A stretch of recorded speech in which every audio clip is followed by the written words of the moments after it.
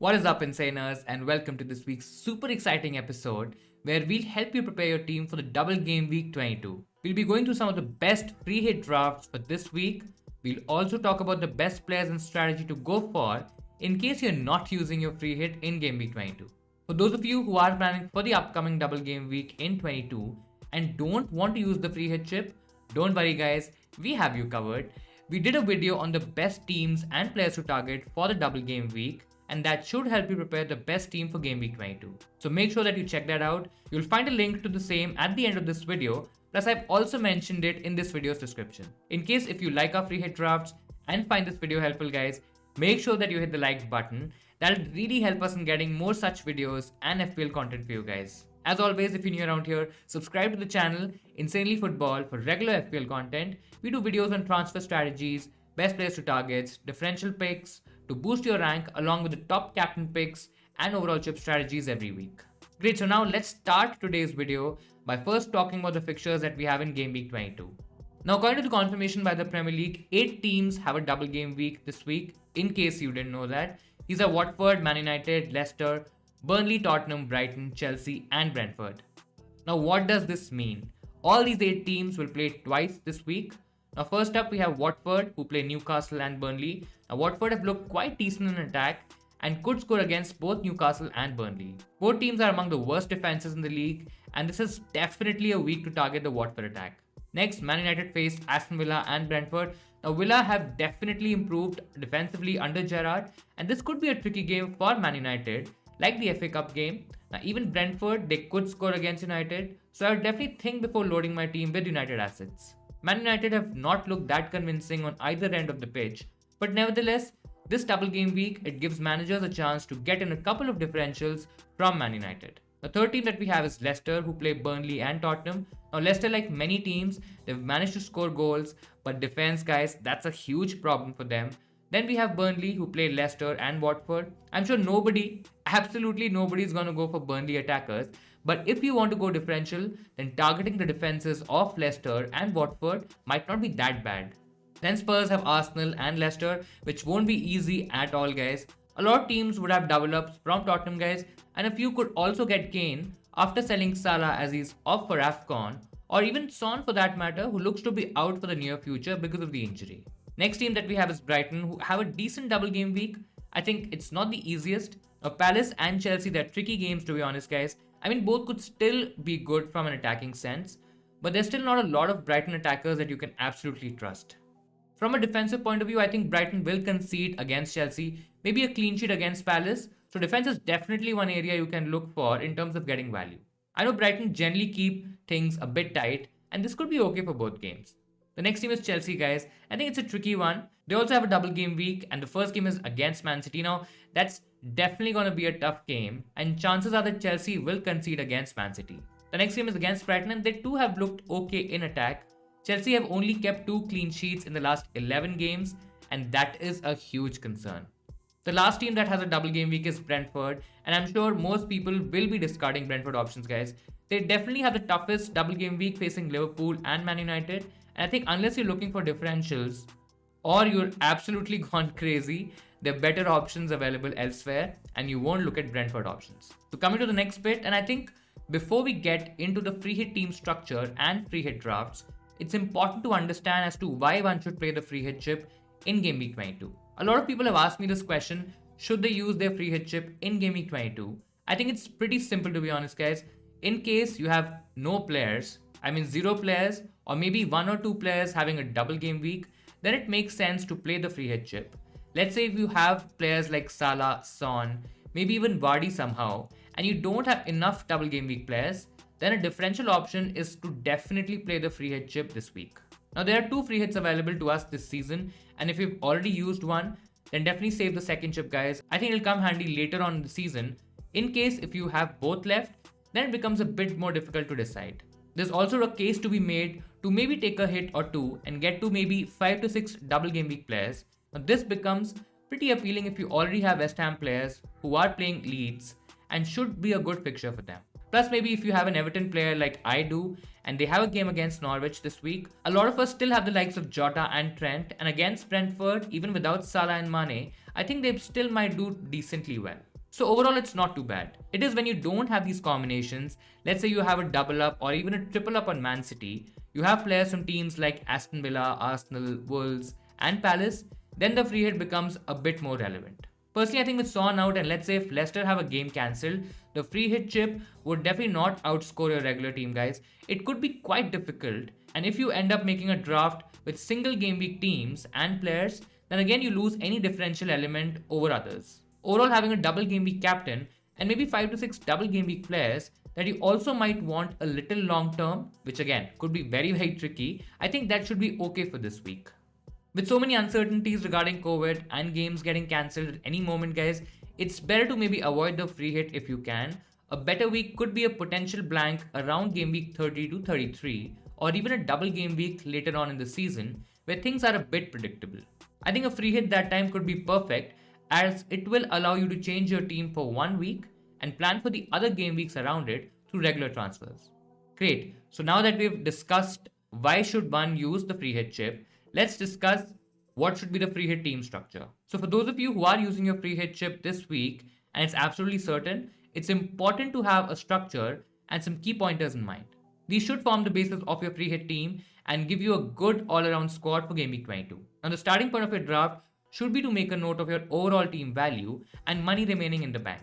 Guys, these are two critical pointers that will help you get the best players you need. Now every FPL manager might have a different team value, so not everyone might be able to afford the same players and picks, so do keep that in mind. Now a lot of managers won't be playing their free hit chip in Game Week 22 and their teams would have some popular players. So if you are on your free hit, then you need to make a call where to go for those popular players or do things a bit differently by moving away from the set FPL template. I feel if you are using your chip, it's worth taking a risk and you should go a bit differential. To be honest guys, if you end up getting the single game week players that everyone has, then you massively reduce the importance of this chip and lower your advantage. Another really important thing to keep in mind is how many premiums you want to play in Game Week 22 along with the combination of your differentials. You could easily get a mix of both, and selecting these players carefully would go a long way in getting you a good score in Game Week 22. Now one last thing which is very important and that you have to note is what formation you want to play with. There are a variety of options available. You can play with two strikers up front with a 4-4-2 or a 3-5-2. Now these strikers could include Ronaldo and Kane as options. You could also play with all three strikers in a 3-4-3 or a 4-3-3 formation, adding a Watford attacker in there. Great, let's now get into the drafts. We'll start with the first one. Now in goal we have gone ahead with David De Gea, who's a quite popular choice among the top 10k managers and active players in general. To be fair guys, Man United play Aston Villa and Brentford. Now there's a possible clean sheet in there. David De Gea also has the potential to make some great saves, giving him additional save points as well. Also with high ownership, if David De Gea gets a huge haul, you would drop more ranks than you would want, so having him in your team looks pretty safe. Our second keeper right now is Sanchez from Brighton. Now Brighton have a tricky game against Chelsea and one against Crystal Palace. Like United, there could be a clean sheet in there. Now generally Brighton keep it tight at the back, and going with a playing second keeper might be a wise decision considering the COVID situation in UK right now. You never know guys with the outbreak and then these matches getting cancelled. I think it's a safe move. Now if you still don't want to do that, if you are a bit tight on funds, then you can also just have a filler option from any team, to be honest. Now the very cheap goalkeeper options are playing at the moment, so you can take your pick. Overall, I think the safer out of the two options is David De Gea, but if you fancy a bit of a risk and you want to go a bit differential, then Sanchez is a great shout. Now guys, another option could be Hugo Lloris. Now with Son out, a double up in defense is an option, but their games are against Arsenal and Leicester guys. Both are solid teams and they can score against the Spurs.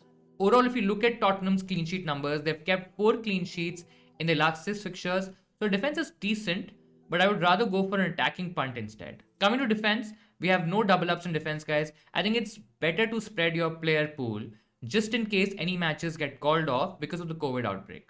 To start off, we have Alonso from Chelsea, who again can easily move out of the team, but it's still an okay double for Chelsea. Yes, his attacking numbers have gone down. In terms of defense, he's just kept 2 clean sheets in the last 9 games that he's played in, so it's a tricky one.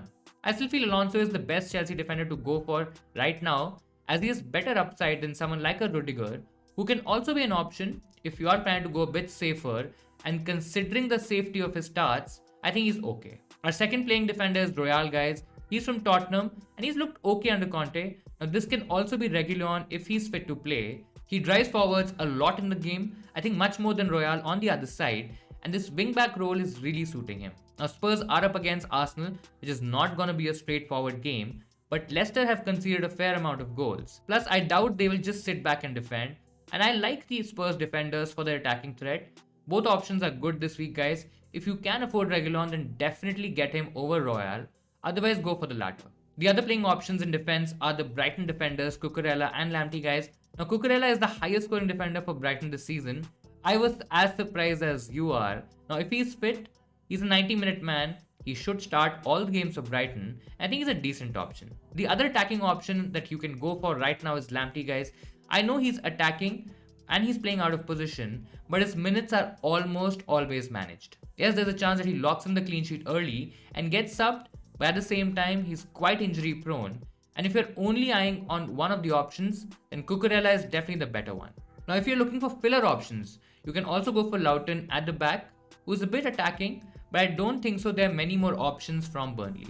In case if you want to save some money, you can also get Amarte from Leicester if it doesn't disturb your plan of maxing out your Leicester assets. Now coming to midfield, and it looks pretty interesting, guys, because we just need to plan for 1 week. We can go a bit more attacking and target the good fixtures with a few differentials. Now that is exactly the reason why we have the likes of Maddison and Mason Mount in there.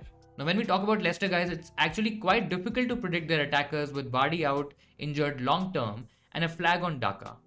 One thing that is quite certain is that Maddison will definitely start both. Whether he will have a decent attacking lineup alongside him is a whole different conversation, but playing against Burnley and Tottenham, he can definitely get attacking returns in those games. Mount is also an interesting option who you won't go for if you were making regular transfers, as he has a tricky double against Man City and Brighton, and then he blanks in Gameweek 24 and 25, but on a free hit, it doesn't look that bad. In terms of his numbers, he started the last 8 games with Chelsea getting 7 attacking returns, so it's quite alright. At least when you speak about the Chelsea midfield in terms of FPL, he's a clear standard option for Game Week 22. Talking about some other players, a big name missing in this lineup is Son from Tottenham. Now, Conte did mention that he might not be able to train till January end, so that does mean that he probably would be out for the whole of January. Again, at the end of the day, it's still a maybe or a maybe not. There's no confirmed timeline on his absence, but it looks like that he's gonna miss the double Game Week 22 fixtures, and when you are on a free hit, you don't have to deal with that. A decent replacement could be Lucas Moura, who in the absence of Son, guys, he might play both fixtures. Now he's been in great form, and he would have been a rotation risk with Dele Alli sharing minutes if Son was fine, but now I think he can be a great differential punt if you are on a free hit this week. Coming to our most expensive and premium option in midfield, guys, it's Bruno Fernandes, who has a decent double game week against Villa and Brentford. I think a lot of people would say that he's not worth the money without penalties, plus he's not been in any sort of form, and these are absolutely valid arguments.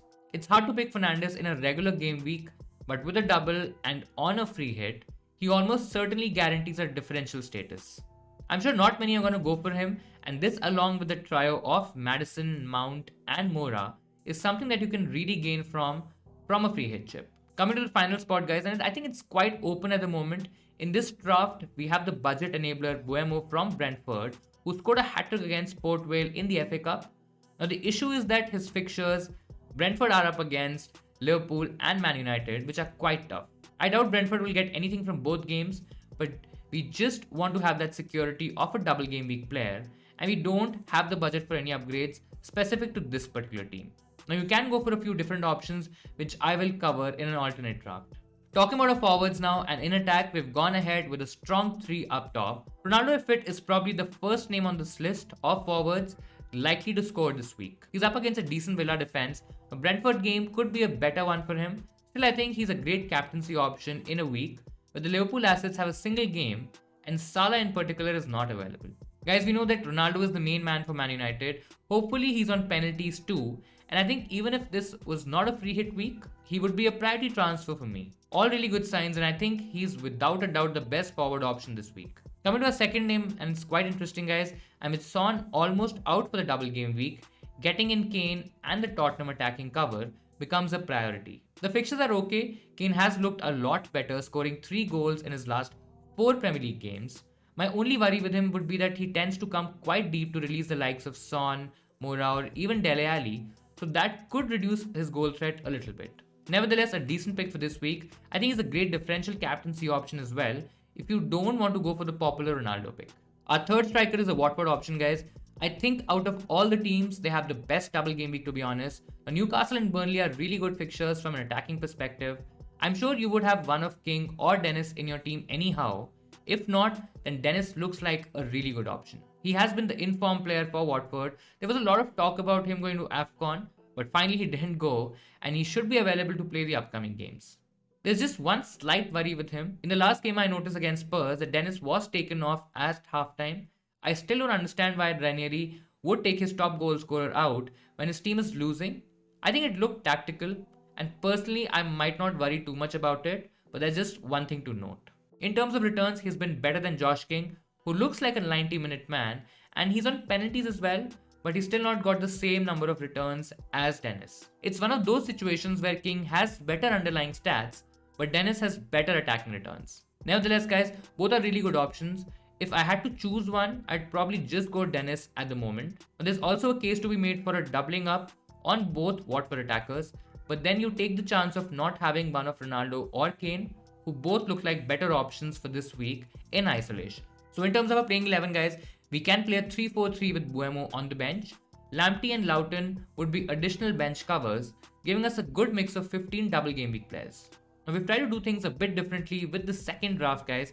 Instead of going for Cucurella in defense, who's 5 million plus, we've gone ahead with Veltman, who's way cheaper, and we've retained Lamptey to give us two budget enablers in our defense. We can play Lamptey over Veltman because of the attacking upside, and that's the change in defense. Now coming to midfield, this move allows us to spread a bit more cash in our midfield. We've retained Maddison and Fernandes and taken out Mount, Mora and Buemo. Instead, we've gone for the three single game week players in Jota, Bowen and Gray especially if he's fit to play against Norwich. Now the reason we've done this is because all three have a really good single game week fixture, guys. Jota plays Brentford, Bowen plays Leeds, and Gray is facing Norwich. Now all three have the potential to outscore Mount, Mora and Buemo. I know it sounds a bit odd, but the downside to this move is that you're losing the edge of your free hit chip, as a lot of managers would already have the likes of Jota and Bowen. I mean, you're chasing more points, so you can do it. Absolutely, there is nothing wrong with it, but the advantage of a free hit chip looks a bit less here. Now this is exactly the reason I'm not entirely comfortable using the free hit chip this week. I'm not 100% sure that a free hit draft will outscore a regular template team this week. In terms of my playing 11 for this draft, we can again play a 3-4-3 with maybe Gray on the bench. I know it's not ideal as he has a game against Norwich, but you definitely won't take out the informed Bowen or even King or Dennis who have a double game week. So guys, these are some of the best free hit drafts and some options that you can go for if you're free hitting in Game Week 22. So are you using a free hit chip this week? Do let me know in the comments below. So that'll be all for this video, guys. To summarize, the free hit in Game Week 22 looks okay, only if your team is in deep trouble. If you can reach a similar squad with a single or maybe even two hits, I think it should be okay. I would still say wait for more news on these players and their fixtures before hitting that free hit button, guys. In case your team is in really bad shape, then trust your gut and go for it this week. I hope I was able to help you guys with your free hit chip planning, and even those who are not using the chip this week. Make sure to give this video a like, guys, if you found it useful. Subscribe to our channel Insanely Football for all the good FPL stuff. We will be coming up with our next video tomorrow where we'll talk about our team selection, transfer strategy and some of the best captain picks for this week. Do hit the bell icon if you want to get notification for the same. Happy tinkering with your teams, and I'll see you Insaners next time.